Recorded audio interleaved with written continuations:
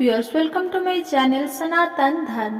आज हम कार्तिक माह महात्म्यों का 7वां अध्याय पढ़ेंगे। मंगलकारी श्री हरि का सच्चा नाम ध्याओ, कार्तिक मास महात्म्यों का 7वां अध्याय बताओ। नारद जी ने कहा, हे राजन, कार्तिक मास में व्रत करने वालों के नियम को मैं संक्षेप में बताता हूँ, उसे आप सुनिए। व्रती को सब प्रकार के आमिष, मांस, उड़द, राई, खटाई तथा नशीली वस्तुओं का त्याग कर देना चाहिए। व्रती को दूसरे का अन्न ग्रहण नहीं करना चाहिए, किसी से द्वेष नहीं करना चाहिए और तीर्थ के अतिरिक्त अन्य कोई यात्रा नहीं करनी चाहिए। देवता, वेद, ब्राह्मण, गाय, व्रती, नारी, राजा तथा गुरुजनों की निंदा भी नहीं करनी चाहिए।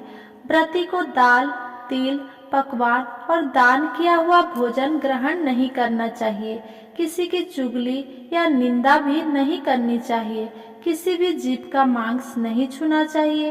पान, कंथा, चूना, नींबू, मसूर, बासी तथा जूठे अन्न का भी प्रयोग नहीं करना चाहिए। गाय, बकरी तथा भैंस के अतिरिक्त अन्य किसी पशु का दूध नहीं पीना चाहिए। कांस्य के पात्र में रखा हुआ पंचगव्य, बहुत छोटे घड़े का पानी तथा केवल अपने लिए ही पका हुआ अन्न प्रयोग करना चाहिए।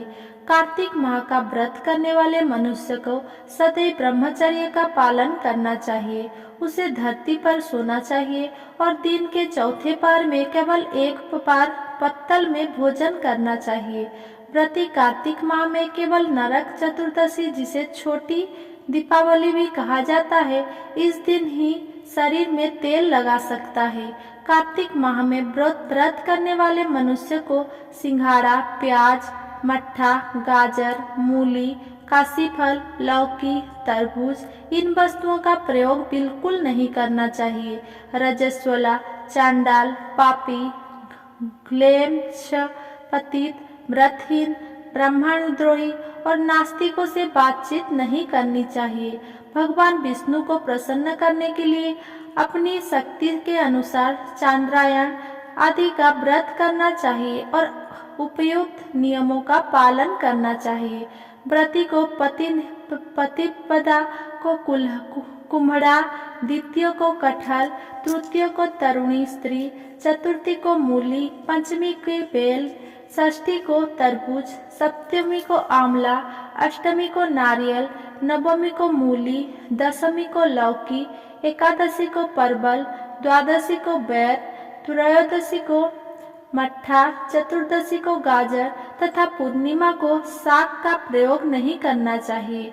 रविवार को आंवला का प्रयोग नहीं करना चाहिए। कार्तिक माह में व्रत करने वाला मनुष्य यदि इन शाकों में से किसी शाक का सेवन करना चाहे तो पहले ब्राह्मणों को देखकर ग्रहण करे। यही विधान माघ माह के व्रत के लिए भी है। देवोत्थानी एकादशी में पहले कही गई विधि के अनुसार नृत्य, जागरण, गायन, वादन आदि करना चाहिए। इसको विधि पूर्वक करने वाले मनुष्य को देखकर यमदूत ऐसे भाग जाते हैं जैसे सिंह की गर्जना से हाथी भाग जाते हैं। कार्तिक माह का व्रत सभी व्रतों में श्रेष्ठ है। इसके अतिरिक्त जितने भी व्रत यज्ञ है वो 1000 की संख्या में किए जाने पर भी इसकी तुलना नहीं कर सकते, क्योंकि यज्ञ करने वाले मनुष्य को सीधा वैकुंठ की प्राप्ति होती है। जिस प्रकार राजा की रक्षा उसे के अंगरक्षक करते हैं, उसी प्रकार कार्तिक माह का व्रत करने वाला की रक्षा भगवान विष्णु की आज्ञा से इंद्रादि देवता करते हैं। व्रती मनुष्य जहाँ कहीं भी रहता है वहीं पर उसकी पूजा होती है, उसका यश फैलता है। उसके निवास स्थान पर भूत, पिशाच आदि कोई भी नहीं रह पाते। विधि पूर्वक कार्तिक माह का व्रत करने वाले मनुष्य के पुण्य का वर्णन करने में ब्रह्मा भी असमर्थ है। ये व्रत सभी पापों को नष्ट करने वाला, पुत्र पौत्र प्रदान करने वाला और धन धान्य की वृद्धि करने वाला है। अध्याय में हम जाने कि किस कार्तिक माह व्रत करने वाले लोग क्या खाना चाहिए, कैसा जीवन व्यतीत करना चाहिए। अगर मेरा ये वीडियो आपको पसंद आया हो तो मेरा वीडियो को लाइक कमेंट शेयर करें एंड मेरा चैनल को सब्सक्राइब करें। आगे का वीडियो देखने के आगे का अध्याय जानने के लिए मेरे साथ जुड़े रहिए। धन्यवाद।